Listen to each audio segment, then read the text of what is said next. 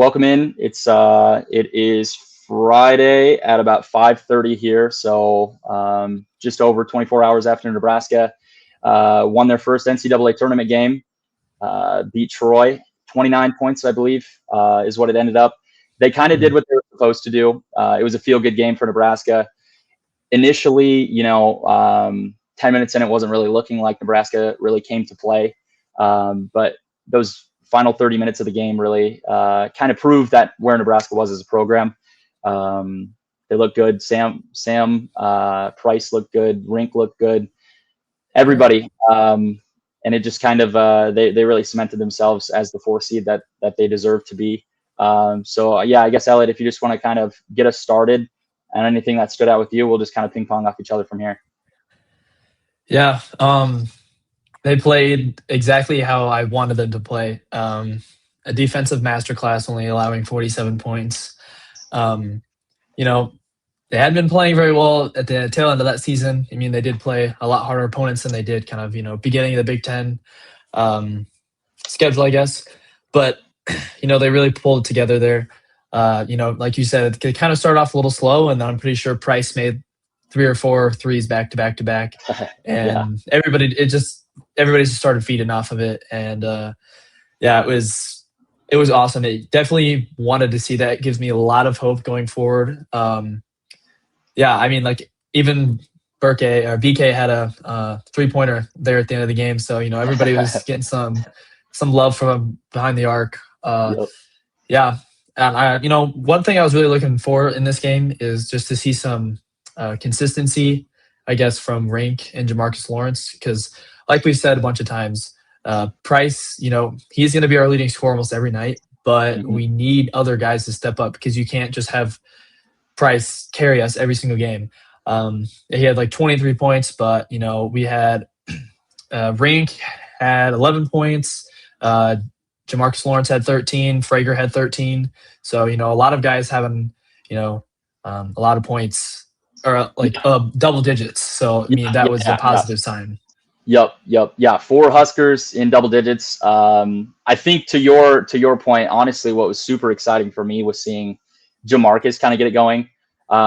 He's really struggled for whatever reason lately, and it's just kind of one of those things that you're not necessarily asking him to be your leading scorer, but when he's giving you double digits, 13, whatever he ended up with, and saw a couple go in from beyond the arc. That's what really can separate Nebraska from being an okay team to going to an Elite Eight, potentially, obviously. If he can continue to kind of find his shot, they're going to play through Rink. They're going to play through Price. Those guys are going to, always, and even Frager, which, side note as well, I think for him in his first NCAA tournament game, having, double figures and playing well, he had that kind of breakaway transition dunk. Just kind of get his feet under him a little bit in the NCAA tournament. I think that's something that's super exciting.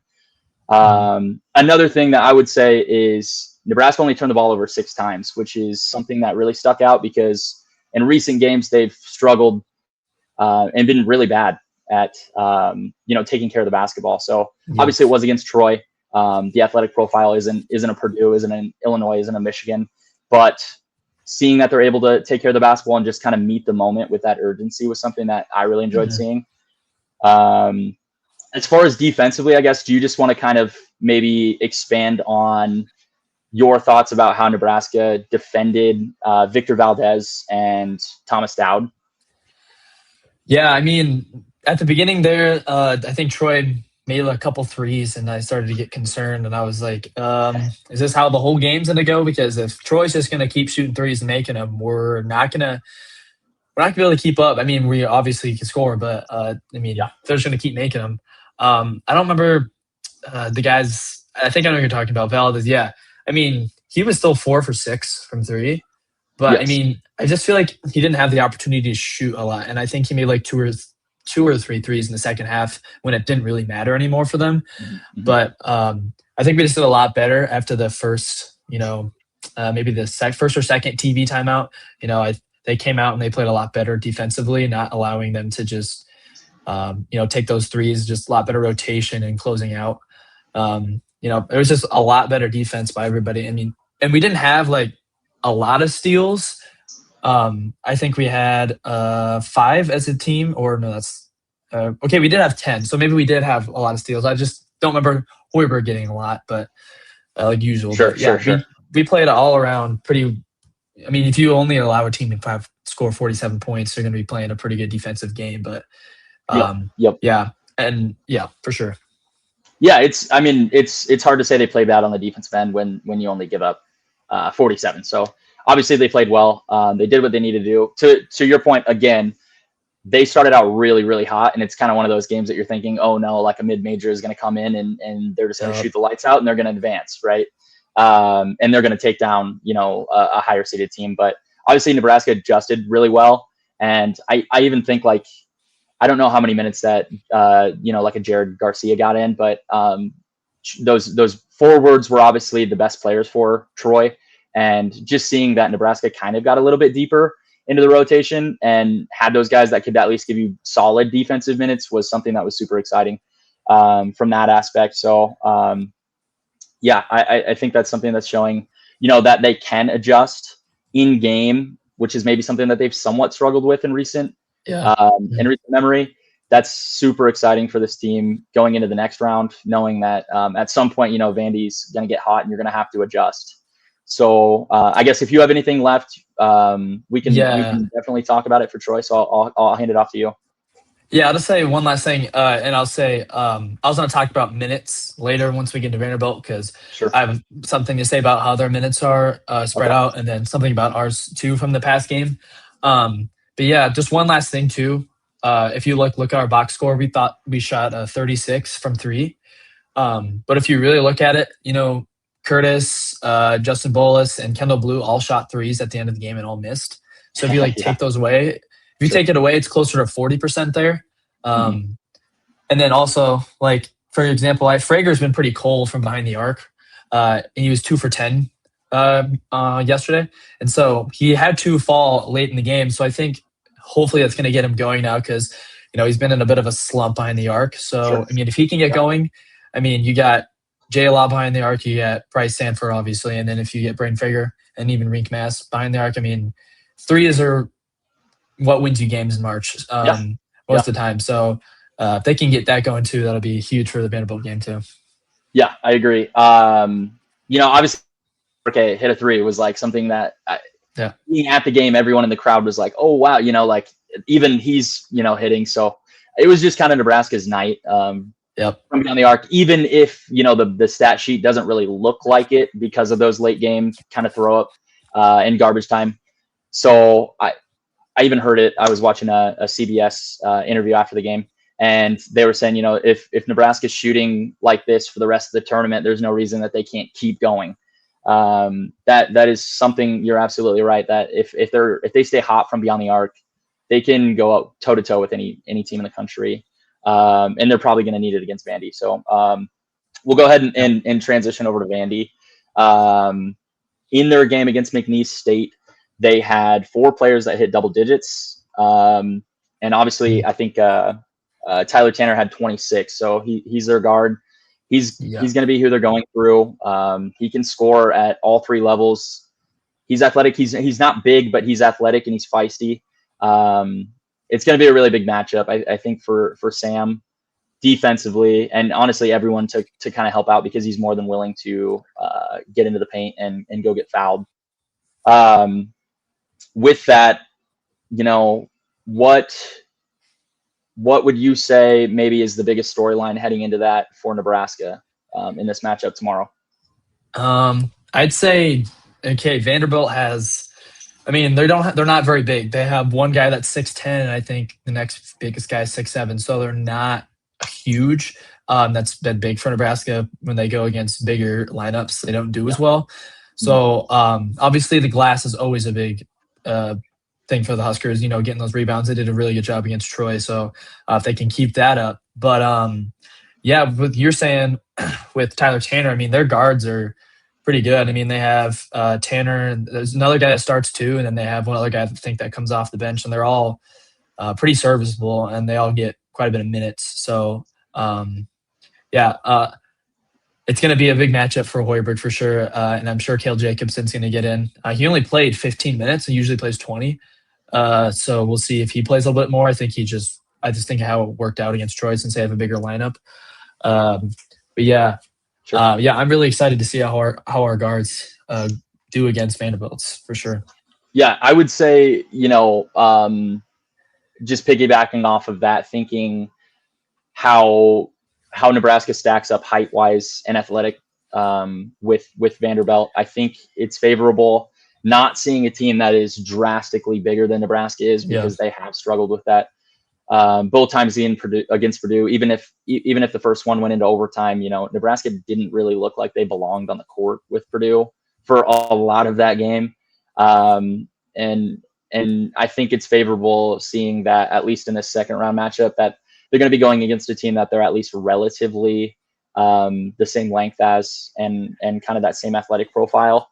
When I was looking at the box score for the McNeese game, Vanderbilt did out rebound McNeese 37-34, but Nebraska did a similar thing to Troy. So, that's not necessarily a thing that like sticks out by any means that you're scared of. As long as Nebraska all year, I think they're going to be perfectly fine. Just knowing that effort is what can separate them. So obviously, Nebraska is a 2.5 point underdog. Is that something that's surprising to you at all, or were you kind of expecting that going in? Honestly, I'm not really surprised. This is a team that has been, let's just say, the media has underestimated them all season. Preseason picked 14th, ended up second in the Big Ten. So, I mean, I just feel like everybody's kind of been doubting them, even in the tournament. I know a lot of talking to my friends, they're like, I'm not sure if Nebraska is going to win against Troy. And I mean, I'm not really surprised by it.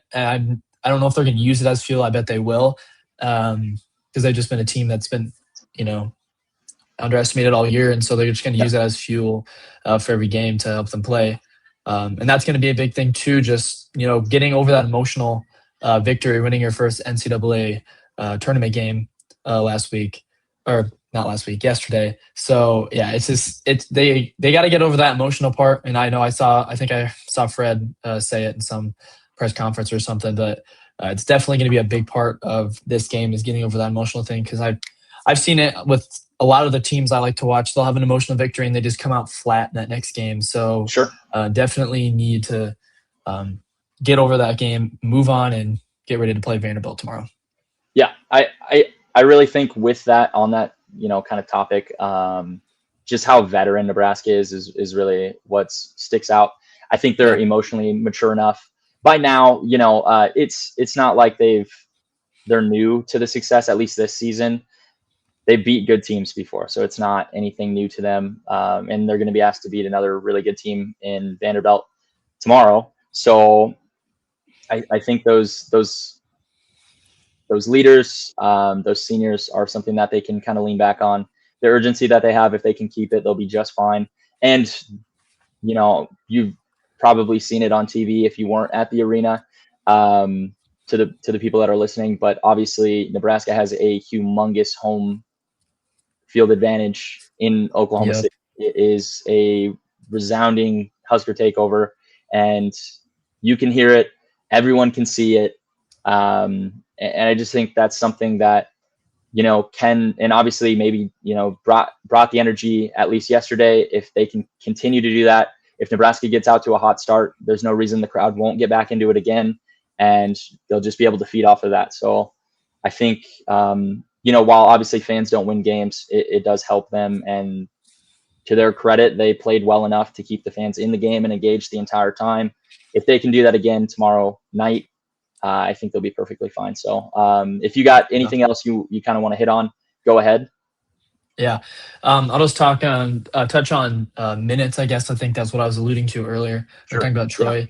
Yeah. So when looking at the Vanderbilt's game against McNeese, they only had 7 guys check in the entire game. And almost all their starters were over 30 minutes. And the 2 guys off the bench had 15 and 22 minutes. Mhm. So it's kind of like a little bit like Nebraska, where we're only rotating 7 guys in usually. Sometimes we'll have Jared Garcia come in, that may be our 8th guy that comes in. Sure. But he only played 3 minutes against Troy, which I thought he played more, but he only played 3. But Yep. I just think I don't know if they're really going to be fatigued yet. I mean, maybe in a game or two, if Vanderbilt was still in, that they could start to see that with the 7-man, especially with their Tyler Tanner played 37 minutes, so he's probably not really going to come out of the game. So I guess just if Nebraska gets some good minutes from Jared Garcia, and then from Frager, and then Cale Jacobson off the bench, like usual, I think they'll be good there too. But just thought I'd point that out that Vanderbilt only had 7 guys come in. Yeah, absolutely. So yeah. Yeah, I definitely think it's going to be one of those games that as long as Nebraska can stay out of foul trouble and maybe put Vanderbilt in foul trouble, I think that's going to be super advantageous. Kind of lengthening their bench and making them go to guys that don't normally be asked to play in moments like this. To that point as well, off of the kind of fatigue factor, I do believe that Vanderbilt played in the SEC championship game, so obviously they've had quite a bit of games in the past couple of weeks, and maybe that's something that starts to stick out at least now. Moving on from this round, whether Nebraska advances or Vanderbilt, I don't. Obviously you're gonna get a week break, so that shouldn't be much of a factor in the next round, hopefully, which is super advantageous. If Nebraska is able to move on for a guy like Rink Mast, giving him that time. I think that's maybe like an underrated storyline right now is obviously they pulled Rink early in that game, knowing that it was going to end up the way that it was. I thought it was super smart. They kind of kept the other guys in a little bit longer. But I think obviously Fred's been around the block. He knows what he's doing. He pulled Rink. He gave him that rest that he's going to need because he's going to be asked to play really well tomorrow. And if he does, I don't think there's a reason that Nebraska can't at least find themselves within the game down the stretch. I obviously I know that they're kind of considered the underdog, which is a little odd considering the home crowd advantage that they're going to have, and then also obviously them being the higher seed.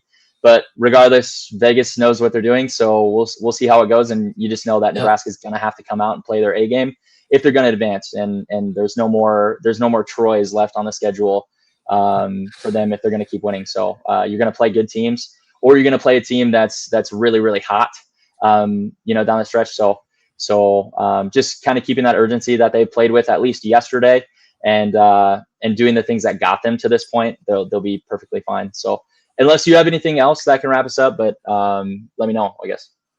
Yeah, I mean, I don't have anything else. I could say I'm thinking Nebraska's going to win it tomorrow, but that's just my opinion. I mean, I haven't picked my personal bracket. I have Nebraska winning that game, so yeah, it'll be awesome. Yeah, absolutely. I think our plan, I guess, would be to either way, win or lose, we'll do a recap video on Sunday, I believe is our plan right now. So expect that at some point. And yeah, we'll go from there. But right now, cheer loud for Nebraska, and for Husker fans, there's reason for optimism about them winning. So we'll see you in the next video on Sunday.